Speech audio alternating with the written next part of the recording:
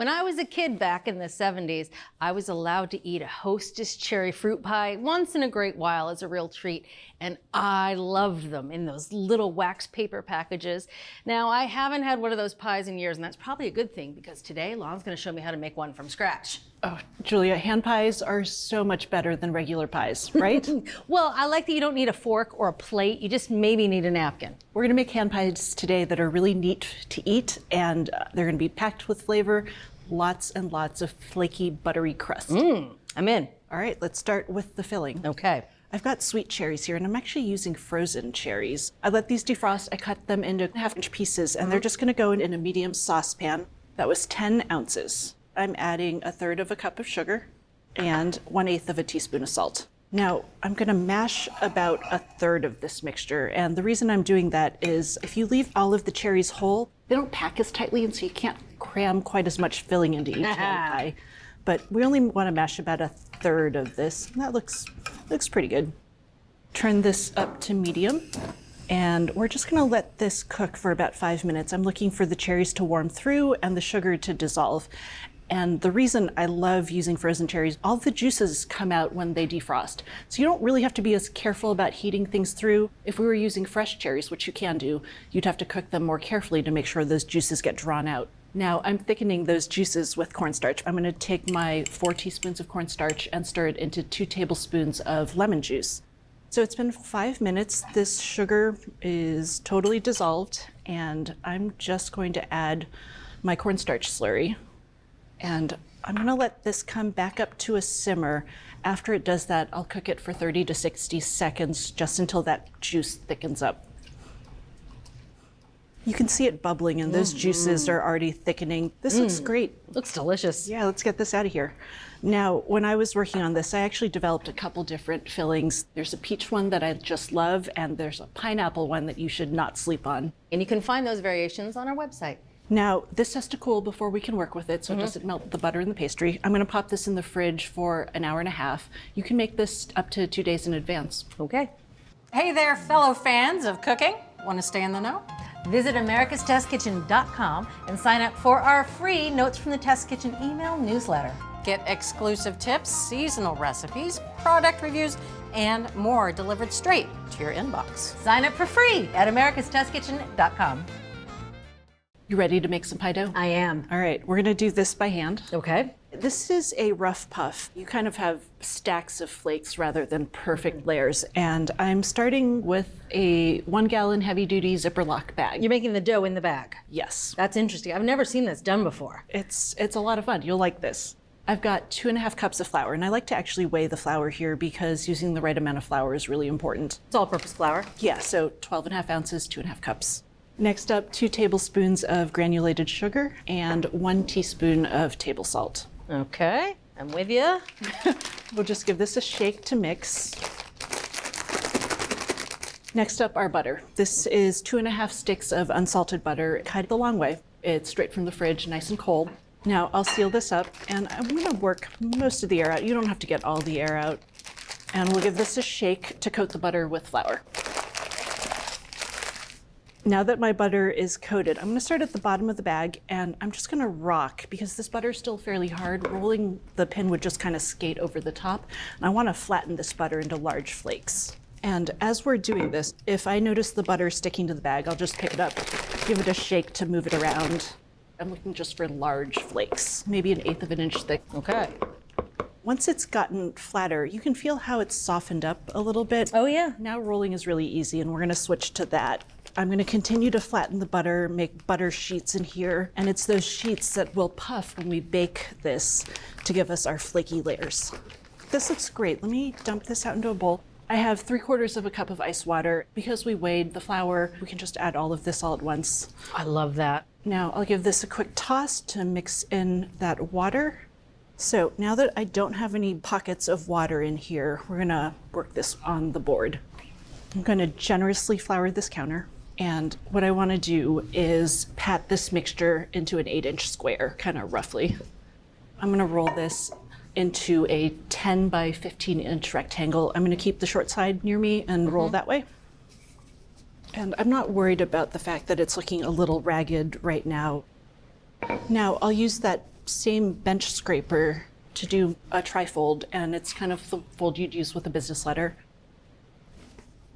So let's give this a quick spin, and we're gonna repeat that folding step, and that's gonna build layers into our pastry. So it's a 90-degree rotation, and you can see this has already come together a little bit more. You don't see discrete pieces of butter. When you have like a discrete chunk of butter and you go to bake it, that butter melts out and you're left with kind of a hole.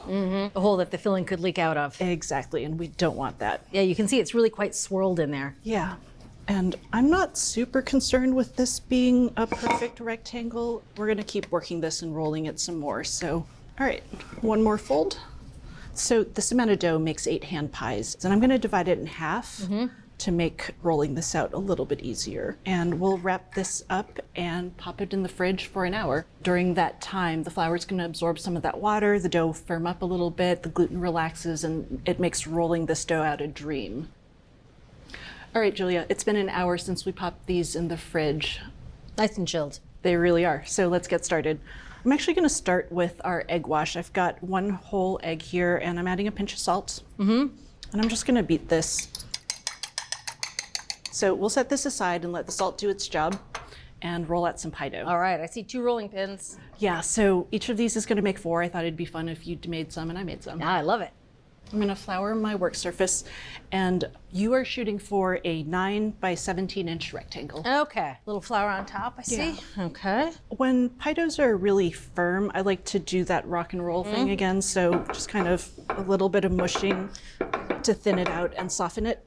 All right, this dough is easy to roll, my goodness. So we want this dough nice and thin. 17.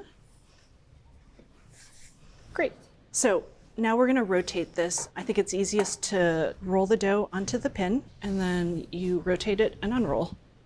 We're actually gonna use this egg wash to mark where we wanna place the filling.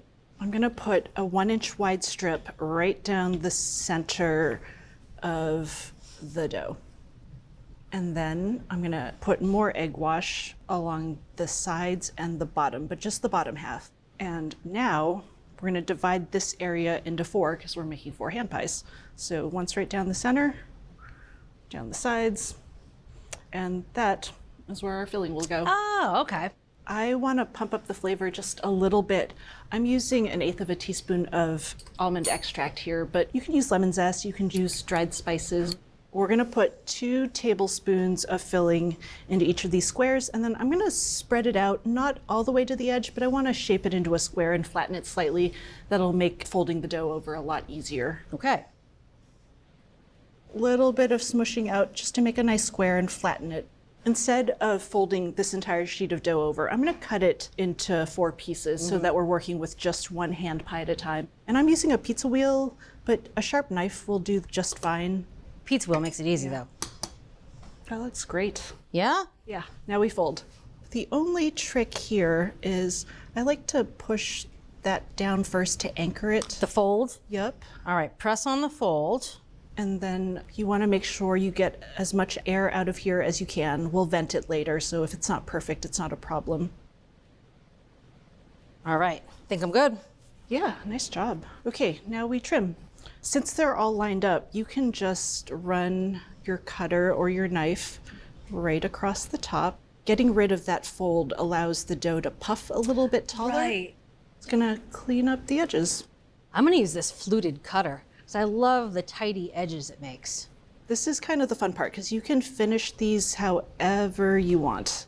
I'm actually gonna do a nice fork crimp on this. I think it's such a lovely traditional hand pie look. Yes. Totally fine to skip this because that egg wash is the thing that's holding the filling in place, not the crimp. Now, to vent these, I'd like to put a 1-inch or so slit, and it almost doesn't matter the shape of the slit. You can use a little decorative cutter and put shapes on top if you'd like. Now, these hand pies, you can actually freeze and then pack up into an airtight container. Keep them in the freezer for a month or 2 and bake them off one at a time if you wanted to. Oh, that's cool. I'm gonna move these to the fridge. I wanna let them firm up a little bit. That helps the dough hold its edges when we bake it.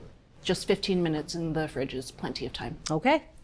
All right, Julia, one last thing before we bake these. Okay. I want to add one more bit of gilding. I'm going to egg wash these. It's going to give these a beautiful sheen and it'll help the browning a lot. But that egg wash will also be the glue. I'm going to sprinkle a little coarse sugar over the top. I like to use demerara or turbinado for that extra molassesy flavor. I've got 2 tablespoons overall. It's kind of up to you how much you want to use. And the sugar doesn't melt. It crunches really nicely. So Julia, these will bake in a 400-degree oven on the upper and lower middle racks, and they go for 20 to 25 minutes until they're golden brown.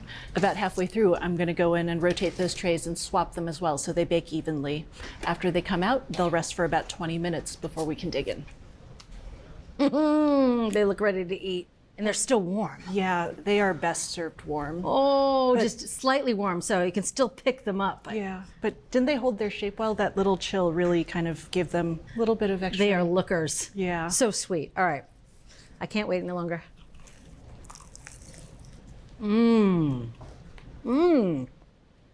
That dough is so delicious. Just tastes like butter. It's flaky. You can actually see the flakes in the dough. That's so tasty. The filling. You got to try the other fillings. You're going to love them. That filling has so much flavor. You can taste that little bit of almond. Doesn't make a mess when you eat. There's no filling dripping on you. Wow. It's a hand pie. It needs to stay in your hand. You have no idea. For me, that's a huge achievement. Win. Lon, these are delicious. Thank you. You're welcome. So if you want to make these delicious, sweet little hand pies, start by using frozen cherries to make a filling. Make a quick puff pastry dough in a plastic bag and seal the edges of the pie with egg. From America's Test Kitchen, a delicious recipe for cherry ham pies that won't get on your shirt. Big points in my world. We hope you enjoyed this video as much as we enjoyed making it. Don't forget to hit that like button and subscribe to our channel. And if you're ready to take your cooking to the next level, head over to americastestkitchen.com and get a free all-access trial membership. While you're there, you can sign up for our free email newsletters and download our app. With unlimited access to over 14,000 of our Test Kitchen recipes and 8,000 product reviews, you'll have everything you need to cook and learn. So I ask, what are you waiting for? Let's make something great together.